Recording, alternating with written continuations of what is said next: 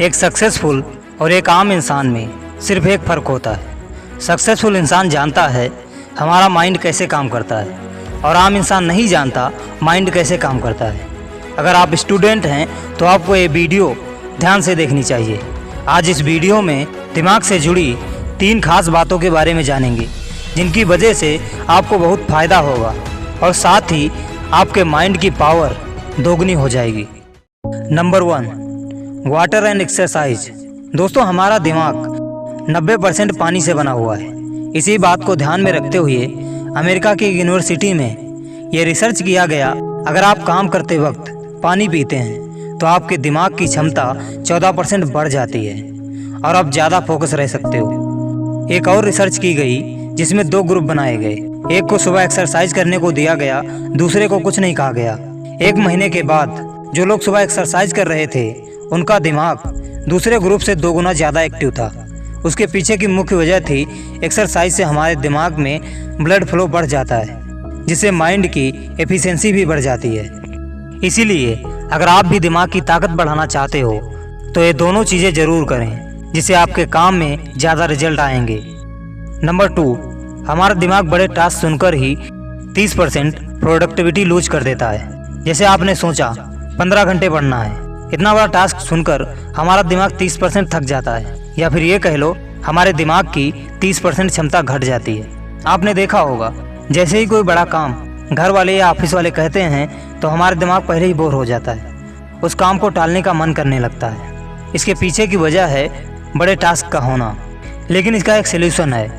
आप अपने बड़े काम को छोटे छोटे पार्ट में डिवाइड कर लो। जैसे आप 15 घंटे पढ़ना चाहते हो तो इसमें पोमोडोरो टेक्निक यूज कर सकते हो। आप 25 मिनट पढ़ें, फिर 5 मिनट रेस्ट लें, या फिर आप 50 मिनट पढ़ें, 10 मिनट रेस्ट लें। इससे हमारे दिमाग को मोटिवेशन मिलता है कि 25 या 50 मिनट बाद आराम करने को मिलेगा और माइंड फोकस के साथ काम करता है। वहीं 15 घंटे पढ़ने की सोचोगे तो दिमाग को लगने लगता है 15 घंटे तक सिर्फ पढ़ना पड़ेगा, आराम नहीं मिलेगा।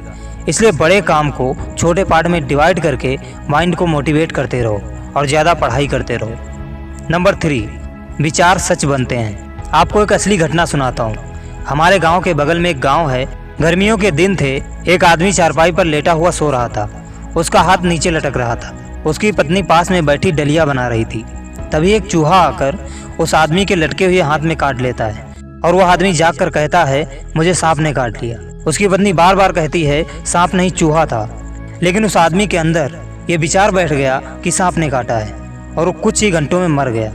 उस वक्त मुझे ये समझ नहीं आया, लेकिन जब कई बुक पढ़ी तो समझ आया हमारा दिमाग विचारों को सच बना देता है। अगर आप नेगेटिव सोचेंगे, हमेशा हार, बर्बादी, डर, शंका भरे विचार रखेंगे तो आपको रिजल्ट हमेशा फेल होने वाले मिलेंगे। इसलिए अगर आप कोई काम कर रहे हैं या पढ़ रहे हैं तो हमेशा अपने सोचने के तरीके को ध्यान दें।